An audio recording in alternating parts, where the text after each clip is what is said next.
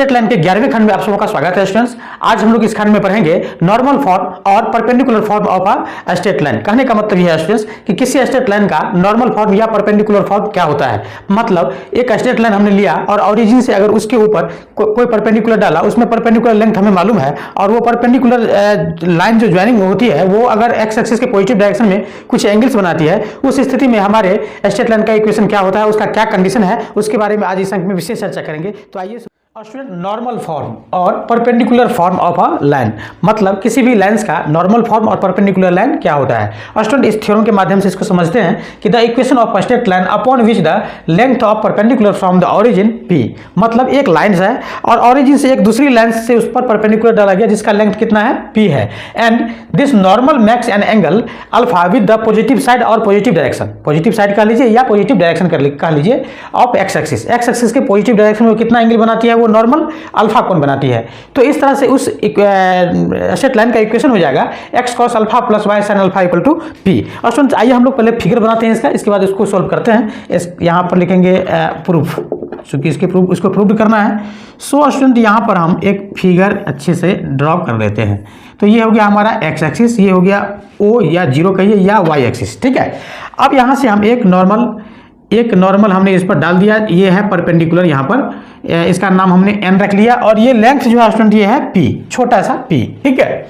अब यहाँ पर एक पॉइंट हमने ले लिया pxy, एक आर्बिट्रेरी पॉइंट इस लाइन पर हमने ले लिया। अब यहाँ से क्या करते हैं, एक परपेंडिकुलर यहाँ से हम खींच लेते हैं। अब स्टूडेंट, थोड़ा सा आप लोग कंसीडर कीजिए कि जब इसका कोऑर्डिनेट pxy है तो ये डिस्टेंस कितना हो जाएगा, x का डिस्टेंस हो जाएगा, ये डिस्टेंस हो जाएगा x का, और फिर ये डिस्टेंस कितना का आ जाएगा, y का, ये डिस्टेंस कितना का आ जाएगा, y का।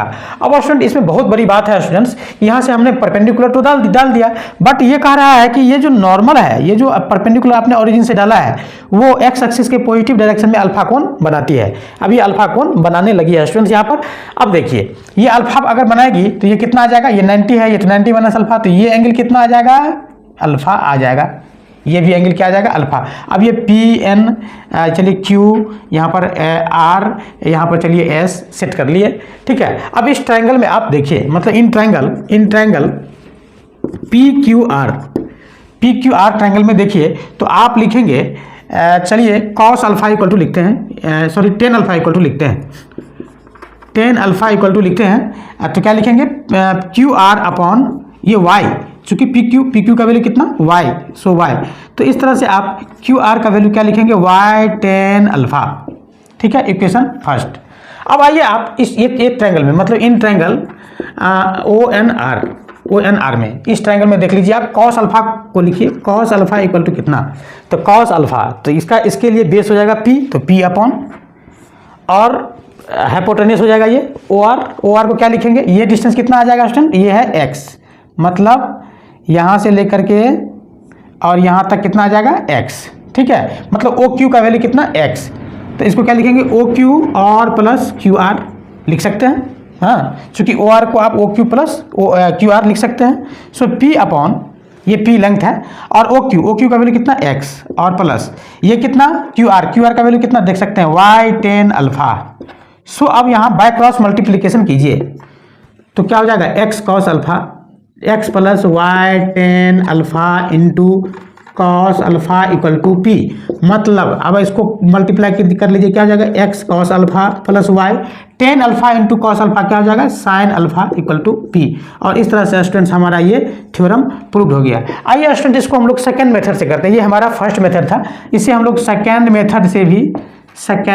मेथड से भी प्रूव करते हैं, ठीक है। अब आइए यहाँ पर, इसमें हम लिखेंगे सबसे पहली बात कि हम क्यू आर और ओ एस को निकालते हैं, क्यू आर और ओ एस को। ये क्यू आर कैसे फाइंड होगा, ये पी है तो क्यू आर कैसे, हाँ, तो ये हो सकता है, ये हो जाएगा बेस आधार बट्टे कर्व, मतलब कॉस अल्फा। सो यहाँ पर लिखेंगे इन ट्रायंगल किसमें, ओ एन आर में कॉस अल्फा इक्वल टू कितना, कॉस अल्फा कितना हो जाएगा, आधार, मतलब पी अपॉन ओ आर, इसलिए आप ओ आर को क्या लिखेंगे, पी सेक अल्फा लिख सकते हैं, देख सकते हैं आप, पी सेक अल्फा आप इसको लिख सकते हैं। अरे ओ आर यहाँ आ जाएगा, कॉस यहाँ चला जाएगा, तो कॉस ऊपर जाएगा तो क्या होगा, सेक अल्फा इंटू इतना। फिर आइए इसी तरह से आप इन ट्रायंगल इन ट्रायंगल ऊपर वाला ट्रायंगल में आइए, क्या आ जाएगा ओ एन एस में क्या लिखेंगे साइन अल्फा इक्वल टू, अब देखिए ये अल्फा तो ये 90 माइनस अल्फा, तो ये भी कितना आ जाएगा अल्फा, सही है। सो इसके लिए अल्फा तो P अपॉन ओ एस, तो इसलिए ओ एस इक्वल टू कितना हो जाएगा, तो P कोसेक अल्फा हो जाएगा, सही है। अब देखिए ये जो ओ आर और ओ एस आपने निकाला, ओ आर और ओ एस जो आपने निकाला वो है इंटरसेप्ट फॉर्म जो पढ़े थे x upon a plus y upon b equal to 1, तो ये ए का वैल्यू, ओ आर क्या है ए का वैल्यू, एक्स एक्सिस पर ए का वैल्यू, वाई एक्सिस पर बी का वैल्यू, तो लिखेंगे by slope intercept form of straight line से क्या हो जाएगा, तो x अपॉन, अब x एक्सिस पर कितने का इंटरसेप्ट कट कर रही है, मतलब ओ आर का वैल्यू क्या है p सेक अल्फा, सो यहां पर लिखेंगे p sec alpha plus y पर कितना का, तो p cosec alpha is equal to कितना 1। सो अब आप थोड़ा सेक को सीधा कर लीजिए, क्या आ जाएगा x cos alpha upon p plus y sine alpha upon p equal to 1। अब आपको समझ में आ गया होगा कि यहाँ हम एलसीएम कर लेंगे, बाय क्रॉस मल्टीप्लिकेशन कर देंगे, so x cos alpha plus y sine alpha equal to p, और इस तरह से स्टूडेंट हमारा थ्योरम प्रूव हो जाता है। चाहे तो आप इसे थर्ड मेथड से भी कर सकते हैं। तीसरा मेथड ये होगा स्टूडेंट्स हमारा कि ये इसका पॉइंट कितना हो जाएगा, ये ओ आर अगर कितनी दूरी पर है, ओ आर की डिस्टेंस कितना p सेक अल्फा, सो इसका पॉइंट हो जाएगा p सेक अल्फा 0, और ये हो जाएगा 0 इंटू p कोसेक अल्फा, तो ये दो पॉइंट से जो y1 minus y2 upon y minus y1 into y minus y1 is equal to y1 minus y2 upon x1 minus x2 into x minus x1, मतलब 2 पॉइंट फॉर्म से भी आप इसका वैल्यू निकाल सकते हैं। और स्टूडेंट इसका तीसरा मेथड और हो सकता है कि ये पॉइंट तो आपको मालूम हो जाएगा, कितना हो जाएगा ये पॉइंट, अब तो हो जाएगा p ये कितना है O R sec alpha, p sec alpha 0, ठीक है, और ये कितना हो जाएगा 0 p कोसेक अल्फा, ठीक है। तो जब 3 पॉइंट्स कॉलिनियर होगा तो इसका स्लोप इक्वल करके भी आप निकाल सकते हैं। हाँ, इसके बाद ये तीनों पॉइंट से जो ट्रायंगल बनेगा उसका एरिया 0 करके भी आप बना सकते हैं। तो इसके लगभग 4-5 फॉर्म्स ऐसे दिख रहे हैं स्टूडेंट्स, तो इस तरह से आप इस थ्योरम को पढ़ लेंगे। और स्टूडेंट इस पर बहुत ही एक इंपॉर्टेंट टॉपिक नोट्स कहिए या कोरोनरी कहिए उसको हम लोग, तो ये जो नॉर्मल फॉर्म का इक्वेशन है student x cos alpha plus y sin alpha equal to p, तो इसमें 4-5 पॉइंट्स ऐसे हैं जिसे हम लोगों को याद रखना बहुत ही जरूरी हो जाता है स्टूडेंट्स। इसके हेल्प से बहुत कुछ हम लोगों को सॉल्व हो जाता है स्टूडेंट्स। सो यहाँ पर P जो देख पा रहे हैं स्टूडेंट्स, तो P इज ऑलवेज पॉजिटिव आपको लेना है। P क्या होता है always positive, length of perpendicular always क्या लेना है हम लोगों को पॉजिटिव लेना है। अल्फा का जो मेजर होता है students, and measure of alpha जो होता है वो हमेशा पॉजिटिव डायरेक्शन में होता है, in positive direction of x axis lie on such that, ऐसा लिख सकते हैं आप, 0 से अल्फा का वैल्यू 2 पाई के बीच में होता है, ठीक है। यहाँ पर लेस कर लीजिए, नहीं तो ये फिर 0 के इक्वल हो जाएगा, ठीक है। तो ये अल्फा का जो वैल्यू होता है वो 0 से लेकर के 360 के बीच में होता है, ठीक है। इस पर हम विशेष चर्चा करेंगे स्टूडेंट्स, अभी मैं तुरंत करने जा रहा हूँ। फिर यहाँ पर दूसरा पॉइंट है हमारा कॉफिशिएंट ऑफ एक्स स्क्वायर, देखिए कॉफिशिएंट ऑफ एक्स का स्क्वायर मतलब दूसरा है कॉफिशिएंट ऑफ एक्स मतलब का square plus coefficient of y का स्क्वायर हमेशा 1 के इक्वल हो जाना चाहिए। अब ये नॉर्मल फॉर्म का इक्वेशन होता है, ये नॉर्मल फॉर्म की लगभग एक एज ए प्रॉपर्टी समझिए स्टूडेंट्स।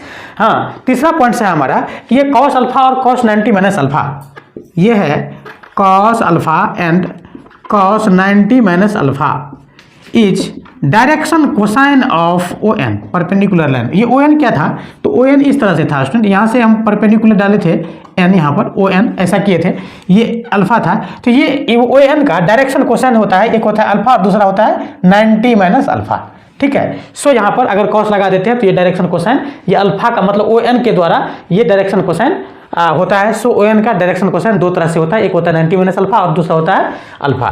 चौथा पॉइंट है स्टूडेंट्स कि अगर हम डिफरेंट क्वाड्रेंट्स में ये इस इक्वेशंस को हम लोग ड्रॉ करेंगे तो वो कैसा दिखेगा। सो स्टूडेंट यहाँ पर सबसे पहले हमने लिया फर्स्ट क्वाड्रेंट, तो फर्स्ट क्वाड्रेंट में हमने ऐसा लिया, यहाँ पर आप देख पा रहे हैं कि ये अल्फा का एंगल है अल्फा का एंगल है, हाँ ये पी है। सो स्टूडेंट यहाँ पर कॉस अल्फा का वैल्यू क्या होगा, 0 से बड़ा होगा, चूंकि फर्स्ट क्वाड्रेंट में है।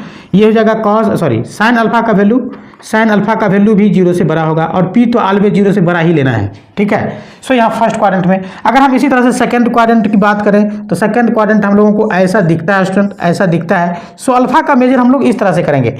अगर हमने ऐसा परपेंडिकुलर अविलंब लिया, नॉर्मल लिया, तो अल्फा हमारा ऐसा हो जाएगा स्टूडेंट्स, मतलब 90 डिग्री से ज़्यादा का हो जाएगा। सो इस स्थिति में हमारा कॉस अल्फा का वैल्यू निगेटिव हो जाता है और साइन अल्फा का वैल्यू तो पॉजिटिव हो जाएगा, क्योंकि ये सेकंड क्वाड्रेंट में है और पी तो ऑलवेज पॉजिटिव होता है। इसी तरह से आप थर्ड क्वाड्रेंट में भी देख सकते हैं। थर्ड क्वाड्रेंट में ऐसा बनेगा स्टूडेंट फिगर, और यहाँ से अगर हमने नॉर्मल लिया तो इसका जो मेजर होगा वो एक्स एक्सिस के पॉजिटिव, जैसा कि हमने बताया कि अल्फा का मेजर 0 से लेकर के 2 पाई तक होगा। सो ऐसा अगर आप फोर्थ में लेंगे स्टूडेंट्स तो फोर्थ ऐसा दिखेगा, और यहाँ से अल्फा का जो मेजर करेंगे सो ऐसे करेंगे, ठीक है, और ये पूरा एंगल हो जाएगा अल्फा।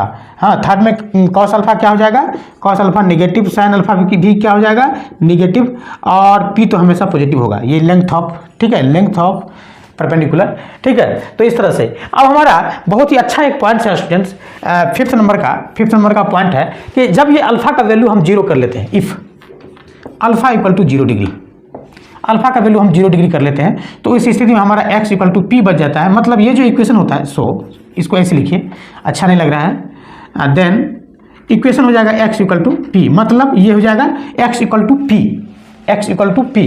अब x इक्वल टू पी क्या होगा, parallel to y axis, parallel to y axis, ठीक है। इफ, फिर इसी में केस देखिए, if alpha equal to 0 degree and p equal to 0 degree हो। अब अल्फा भी 0 हमने कर लिया तो ये तो 0 हो जाएगा ऑलरेडी, ये कितना हो जाएगा x, और p भी 0, तो x इक्वल टू कितना हो जाएगा 0। तो हमारा इक्वेशन बन जाता है x इक्वल टू 0, तो ये क्या हो जाएगा y एक्सिस हो जाएगा, ठीक है। इसी तरह से सिक्स्थ पॉइंट है स्टूडेंट्स कि alpha equal to pi upon 2, then क्या हो जाएगा y इक्वल टू पी हो जाएगा, मतलब पैरेलल टू क्या हो जाएगा x एक्सिस हो जाएगा। और इसी तरह से alpha equal to pi upon 2 ले लीजिए एंड p का वैल्यू 0 ले लीजिए, तो y इक्वल टू 0 हो जाएगा, मतलब ये हो जाएगा x एक्सिस, ठीक है। तो ये था इंपॉर्टेंट पॉइंट्स स्टूडेंट्स, हाँ ये बहुत ही जरूरी है। आइए स्टूडेंट्स इस थ्योरम को समझने के लिए कुछ एग्जांपल्स देखते हैं।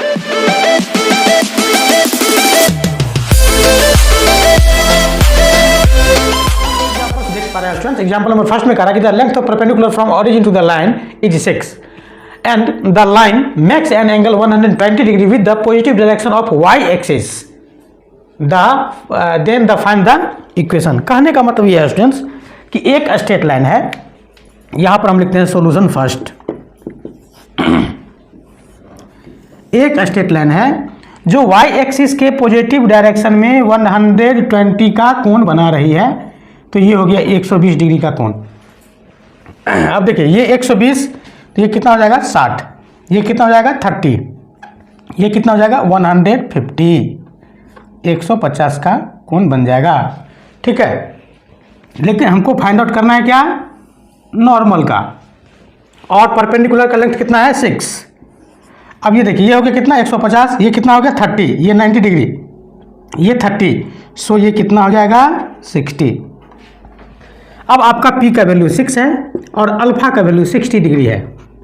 इस स्थिति में आप x cos alpha plus y sin alpha equal to p, मतलब x cos अल्फा मतलब cos 60 degree plus y sin 60 degree equal to 6, मतलब cos 60 का वैल्यू कितना 1/2, so x upon 2 plus √3y upon 2 equal to 6। So आप इसको लिख सकते हैं x plus √3y equal to 12, answer. इसी तरह से एग्जाम्पल नंबर सेकंड यहाँ पर है स्टूडेंट्स, ये solution second. Find the equation of a straight line on which the perpendicular from origin makes an angle 30 degree with x axis and which from a triangle of area 50 upon √3 square unit with the coordinate axis. Question को समझिए, बहुत ही simple और easy question है students. Coordinate geometry में थोड़ा questions बड़ा होता ही है, सो समझना होता है। अब कह रहा है कि ये एक स्ट्रेट लाइन है, ये ए बी इसका नाम आप रख सकते हैं। यहाँ से ये परपेंडिकुलर यहाँ पर डाल दिया, इसका चलिए एन सपोज कर लेते हैं और परपेंडिकुलर लेंथ हमने पी सपोज कर लिया। अब कह रहा है कि एंगल 30 डिग्री, यहाँ पर ये 30 डिग्री का एंगल एक्स एक्सिस के साथ बना रही है और एरिया ऑफ ट्रायंगल जो है, एरिया ऑफ ट्रायंगल जो है ए ओ बी का वो हो जाएगा 50/√3 स्क्वायर यूनिट। ठीक है, इतना है। अब आप इसको कैसे फाइंड आउट करेंगे, कितना सिंपल है। देखिए ये 30 डिग्री हो गया तो आप इसका यहाँ से वैल्यू आप निकाल सकते हैं। सो यहाँ पर लिखेंगे ये कॉस का आप कर लेते हैं। यहाँ पर लिखेंगे कॉस अल्फा इक्वल टू क्या हो जाएगा किस ट्रायंगल में, तो in triangle O A N में कॉस अल्फा इक्वल टू क्या होगा, तो P/OA। और इस तरह से ओ ए का वैल्यू कितना आ जाएगा, तो P सेक अल्फा आ जाएगा, मतलब P और सेक अल्फा मतलब सेक कितना डिग्री, 30 डिग्री। तो सेक 30 का वैल्यू कितना आता है, 2/√3 मतलब 2P/√3। सही है, तो हमारा ओ ए का वैल्यू आ गया। सिमिलरली अब आप ट्रायंगल इसमें आइए, मतलब ट्रायंगल ओ एन बी में क्या लिखेंगे, यहाँ पर साइन 30 डिग्री इक्वल टू, ठीक है, यहाँ पर कॉस अल्फा दे दिए, कॉस यहाँ पर 30 डिग्री ही लिखना चाहिए था। चलो अल्फा ही रहने दो, कोई बात नहीं, चलो अल्फा ही रहने दो। हाँ, इक्वल टू अल्फा हमने सपोज कर लिया। ठीक है, चलिए यहाँ पर अब यह साइन 30 डिग्री, ये तो 60 है, ये 60, तो ये कितना जाएगा 30। हाँ, अब देखिए साइन 30 में क्या जाएगा, तो P/ कितना हो जाएगा, OB, मतलब P/OB। तो इस तरह से OB का वैल्यू कितना आ जाएगा, तो P/sin 30 मतलब 2P। अब देखिए OA का वैल्यू और OB का वैल्यू हमें मिल गया। अब एरिया ऑफ ट्रायंगल AOB कितना है, तो 50/√3 है, is equal to half into base into height, मतलब OA इंटू OB। OA का वैल्यू कितना, तो 2P/√3, OB का वैल्यू कितना, 2P। कितना सिंपल, √3 से √3 कैंसिल, 2 से एक 2 को उड़ा दो। इस तरह से हमारा फिर यहाँ पर 2 है, यहाँ 50 है, मतलब 2P² equal to 50। So P equal to कितना आ जाएगा, 5। अब कहिएगा कि सर +-5 आएगा, अरे भैया P ऑलवेज पॉजिटिव होता है। ठीक है, सो P का वैल्यू कितना आ गया, 5। अब इस तरह से हमारा इक्वेशन ऑफ स्ट्रेट लाइन क्या आ जाएगा, इक्वेशन ऑफ AB क्या आ जाएगा, x cos 30 degree plus y sin 30 degree equal to P का वैल्यू कितना, 5। सो आप इसको लिख सकते हैं cos 30 को √3x प्लस इसको लिख सकते हैं y इक्वल टू 10। इस तरह से हमारा आंसर आ जाएगा। ये cos 30 का वैल्यू √3/2 रखिए, 1/2 रखिए, 2 का एलसीएम 2 हो गया, 2 5 या 10 हो गया। इस तरह से हमने इसको लिख दिया। तो आई होप स्टूडेंट्स की वीडियो आपको समझ में आया होगा। अगर समझ में आया होगा तो अपने दोस्तों के साथ शेयर जरूर कीजिएगा।